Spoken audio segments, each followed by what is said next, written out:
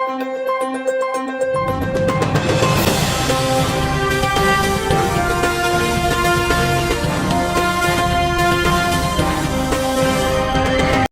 araw sa inyong lahat, mga kapuso, kapamilya, at kapatid.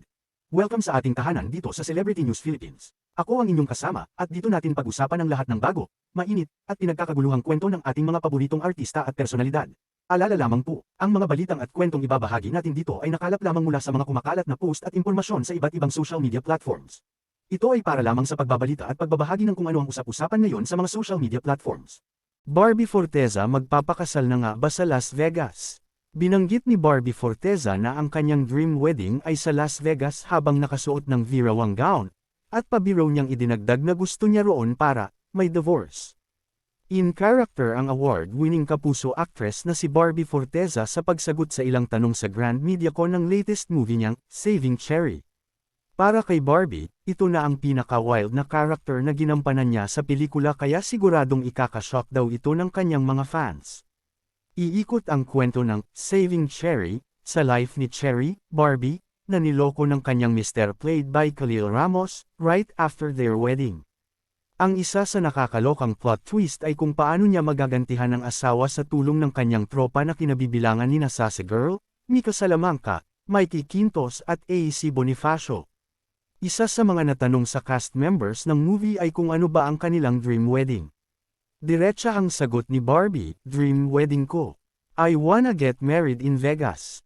In Virawang. Para may divorce. Na ikinaloka ng members ng entertainment media. Sunod na question sa kanya, ano-ano ang mga pasabog niya sa Saving Cherry na hindi niya magagawa sa TV. Feeling ko, lahat ng ginawa ko dito, hindi ko pwedeng gawin sa TV. Oo, parang ganun, na actually meron kaming isang location, hindi na-approve ni Daddy, Ayaw niya, sabi niya, Barbie, dito ba ang location natin? Oo, hindi, hindi approve sa magulang ko. Ganung level, pero excited sila. They're both very excited to see this dahil nga ibang-ibang Barbie ito. Na alam ko rin naman na pelikula siya, at alam ko rin na gagastos ang manunood nito.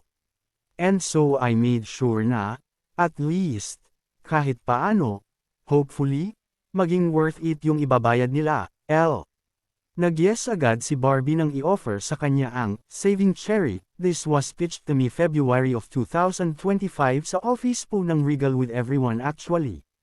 So, na-overwhelm ako kasi ganuan yung treatment and ganuan sila kaseryoso to have me on board.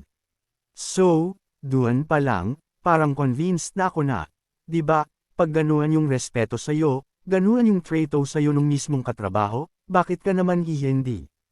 Tapos nalaman ko pa, bagong material siya para sa akin. At iyan ang mga kwentong ating napag-usapan ngayon. Muli, nais naming ipaalala, ang mga impormasyong ating ibinahagi ay hango lamang sa mga nagkalat na ulat sa social media. Maaaring magbago ang detalye, kaya manatili tayong bukas sa katotohanan at maging magalang sa lahat. Huwag kalimutang mag-subscribe, i-on ang notification bell, para lagi kang updated sa Celebrity News Philippines. Muli, ito ang Celebrity News Philippines. Hatid ang usap-usapan, hatid ang balita ng bayan. Hanggang sa muli nating pagkikita, maraming salamat.